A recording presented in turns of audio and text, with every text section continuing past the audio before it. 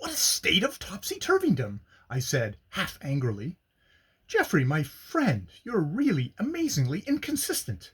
Is there a more flagrant example of topsy-turvydom than yourself, for instance? 6 weeks ago, what were you? A mere scribbler, with flutterings of the wings of a genius in your soul, but many uncertainties as to whether those wings would ever be strong enough to lift you out of the rut of obscurity in which you floundered, struggling and grumbling at adverse fate. Now, as a millionaire, you think contemptuously of an earl, because he ventures quite legitimately to add a little into his income by boarding an American heiress and launching her into society where she would never get without him.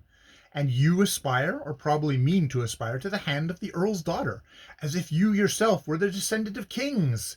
Nothing can be more topsy-turvy than your condition. My father was a gentleman, I said, with a touch of hauteur, and a descendant of gentlemen. We were never common folk. Our family was one of the most highly esteemed in the counties. Lucio smiled. I do not doubt it, my dear fellow. I do not in the least doubt it. But a simple gentleman is a long way below, or above, an earl.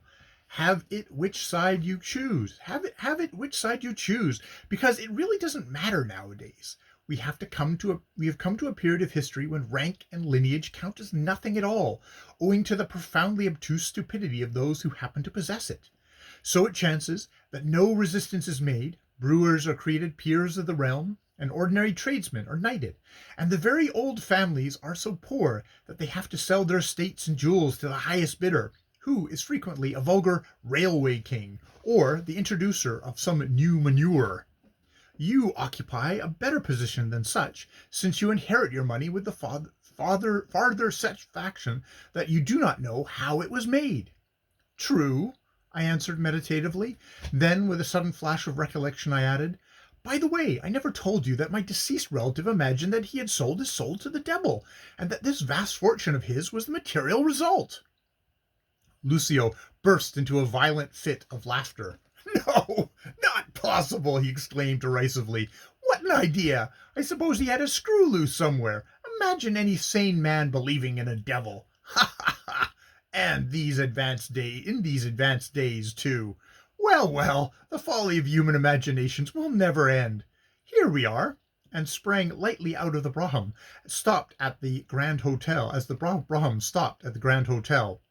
I will say good night to you, Tempest. I promise to go and have a gamble. A gamble? Where? At one of the select private clubs. There are any amount of them in this eminently moral metropolis. No occasion to go to Monte Carlo. Will you come? I hesitated. The fair face of Lady Sybil haunted my mind, and I felt, with no doubt foolish sentimentality, that I would rather keep my thoughts of her sacred and unpolluted by contact with things of lower tone.